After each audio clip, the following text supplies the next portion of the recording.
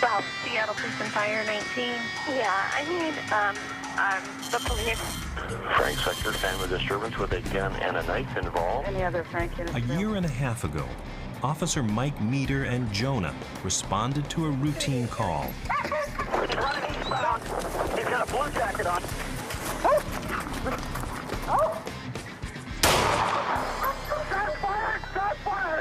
Jonah was hit.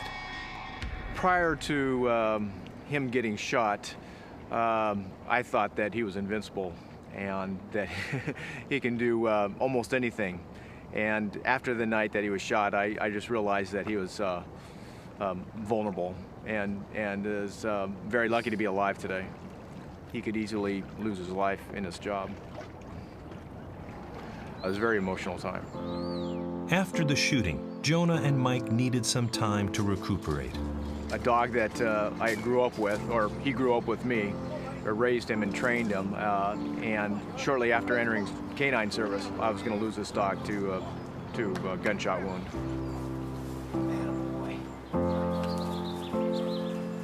So he's, in a sense, two different dogs. When he gets in the car, he knows it's business time, and when he comes home, he gets excited coming home too, because he sees the other two dogs, and he gets to eat, and then lays around the house and relaxes till he has to do it again the next day.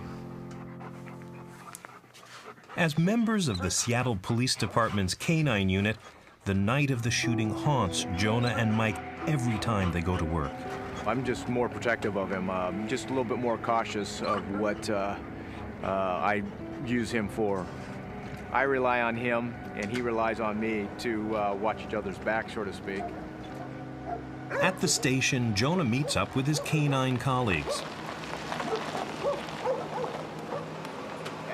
German Shepherds make excellent police dogs because they're strong, smart, and highly trainable.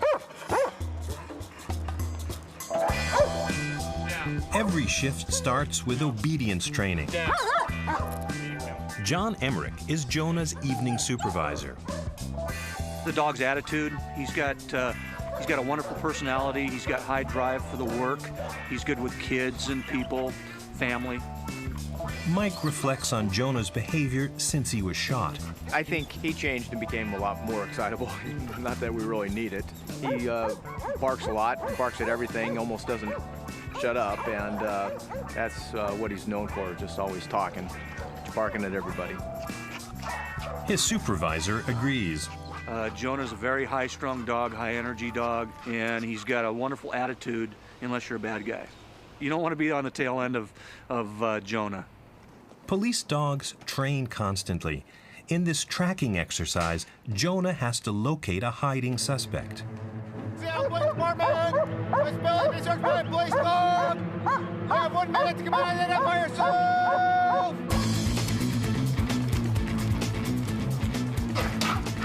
Oh, there you are. Attaboy. Oh, there he is. Hey, bad guy, come to your hand.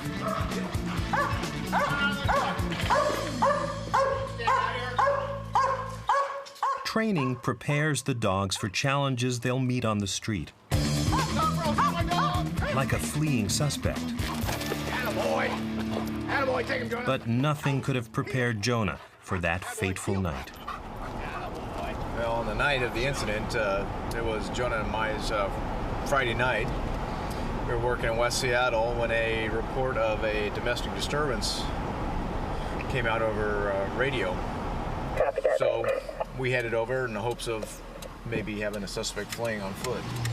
But when we arrived on the scene, the suspect ran in front of our car and into the construction site. Pulled Jonah out of the car and yelled at the suspect to stop or I'll send my dog. Jonah ran into the construction site with myself and another officer behind him. Suspect stopped and turned around and indicated that he was giving up.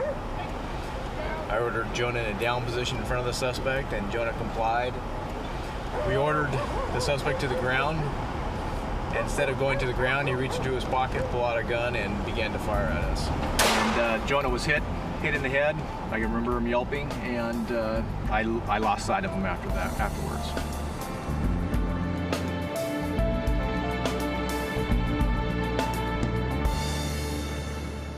My biggest fear at that point was, we were in a construction site, it was kind of muddy, and my biggest fear was finding him lying in an actual puddle of water or mud, lying dead.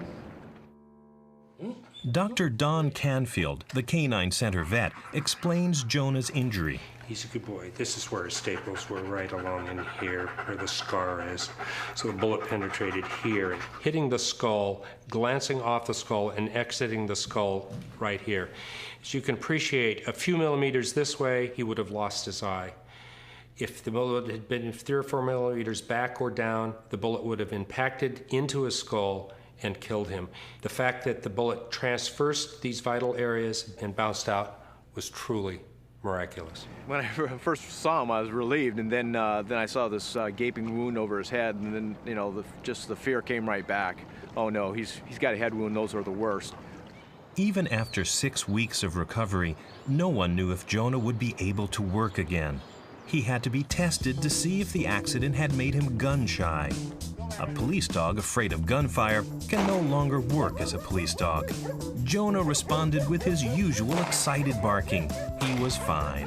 The reason that this didn't frighten Jonah is he's been exposed to gunfire in his early life and during his training. He's used to this. It's part of his job, part of his work environment. Jonah and Mike finally got the official okay to go back to work. Despite the trauma of the shooting, they're back on the beat. How close was Jonah going to be? Jonah and I do have a special bond. I raised him with my family along with a couple other dogs.